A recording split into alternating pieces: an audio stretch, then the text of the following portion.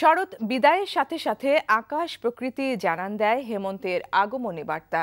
যদিও বিদায়ী শরতের অনেক বৈশিষ্ট্যই থেকে যায় হেমন্তে, এর মাঝেই পড়তে থাকে শীত। চমৎকার এই সময়টা ফুল, পাখি, বনভূমি, ফসলি জমি সবকিছুই হয়ে ওঠে দীপ্তিমান।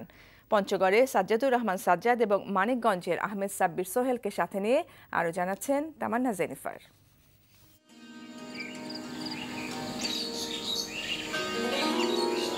কুয়াশার চাদর জড়িয়ে ঘুমিয়ে আছে সবুজ দিগন্ত।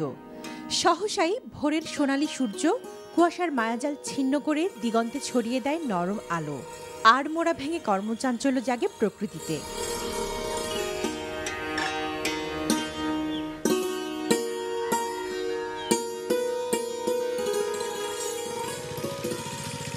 বিস্তীর্ণ ভূমি হয়ে ওঠে পাখির অভয়ারণ্য। হেমন্তের সোনালী রোদে দল বেঁধে পাঠশালায় যায় শিশুরা।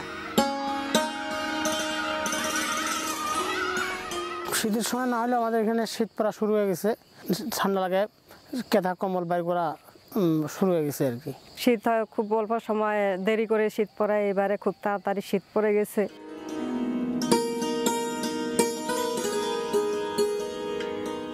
এদিকে সবজি ক্ষেত রাঙিয়ে ফলতে শুরু করেছে শীতের সবজি। ভোরের শিশির শুদ্ধ করে তোলে আবাদি জমি, আর ফসলের প্রাচুর্য ভুলিয়ে দেয় কৃষকের কষ্ট।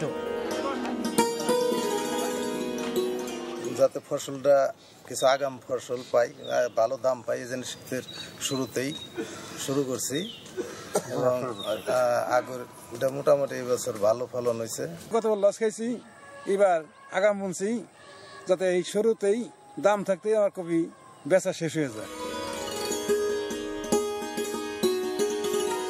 হেমন্তের বিস্তৃত জলাধারে ফুটে থাকা পদ্মে শুরু হয়ে গেছে পরিযায়ী পাখির আনাগোনা। বর্ষপঞ্জিকায় শরৎ পেরিয়ে এখন হেমন্ত। তবে ভোরের শীতল বাতাস, গাছের পাতায় শিশির বিন্দু, আর শেষ বিকেলের কুয়াশা মাখা রোদ, সব মিলিয়ে আনুষ্ঠানিক শীতের আরও কিছুটা সময় বাকি থাকলেও এর মধ্যেই পড়তে শুরু করেছে শীতের আমেজ। না শীত না গরমের চমৎকার এই সময়টা মানব হৃদয়ের পাশাপাশি দোলা দেয় প্রকৃতিতেও। তামান্না জেনিফার, এনটিভি নিউজ, সাভার।